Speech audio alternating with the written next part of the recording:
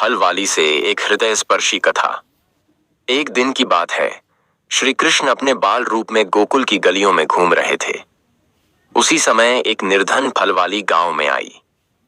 उसकी टोकरी ताजे और रसीले फलों से भरी हुई थी। वह जोर जोर से पुकार रही थी, फल ले लो, मीठे मीठे फल ले लो। बालकृष्ण ने जब उसकी आवाज सुनी तो वे दौड़कर अपनी माता यशोदा के पास गए और बोले, मैया, मुझे भी फल चाहिए। यशोदा माता ने मुस्कुराते हुए कहा, पर बेटा, फल तो लेने के लिए कुछ देना भी पड़ता है। तुम्हारे पास कुछ है क्या? श्री कृष्ण तुरंत अपने छोटे छोटे हाथों में कुछ मुट्ठी भर अनाज लेकर फल वाली के पास पहुंच गए। वे इतने छोटे थे कि उनके नन्हे हाथों से आधे से ज्यादा अनाज रास्ते में ही गिर गया।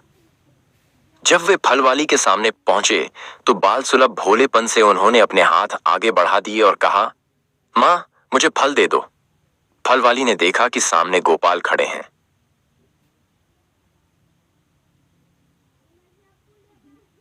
उनकी मधुर मुस्कान, गालों पर खेलते गोकुल के धूल कण और उनकी कजरारी आंखें उसे सम्मोहित कर रही थीं। उनके मासूम चेहरे को देख फल वाली का हृदय प्रेम से भर गया।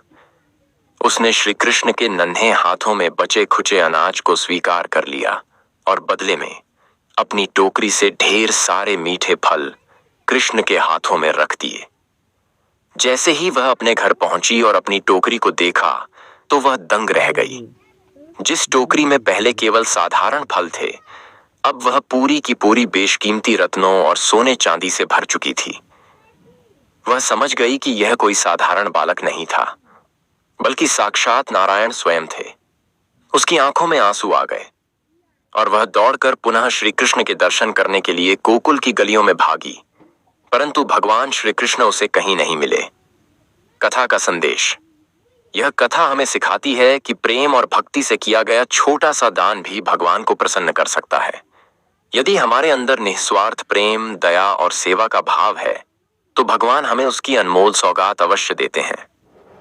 जो कुछ भी तुम्हारे पास है, यदि प्रेम पूर्वक अर्पित करोगे तो वह कई गुना होकर तुम्हारे पास लौटेगा। रिफल कुमार।